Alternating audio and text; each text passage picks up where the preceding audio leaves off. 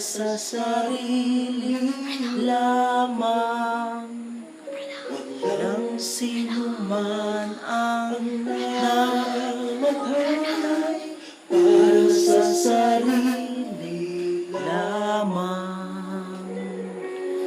Tayong lahat ay may pananagutan sa isa't isa.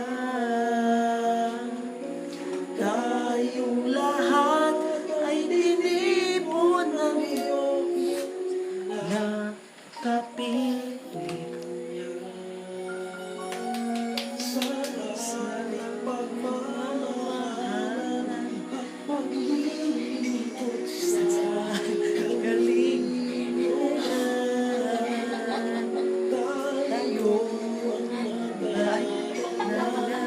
ng balita ng kaligtasan. Tayong lahat ay may pananagutan sa isa't isa. Tayong lahat ay dinipon ng Diyos na kamingin niya. Sabay-sabay ng mag-awit ang bansa.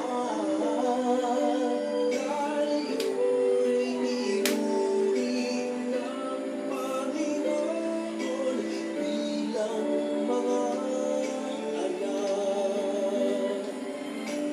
Tayong lahat ay may pananagutan sa isa't isa.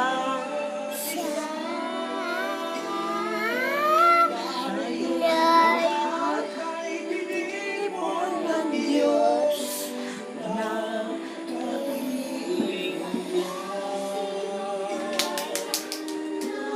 nabubuhay para sa sarili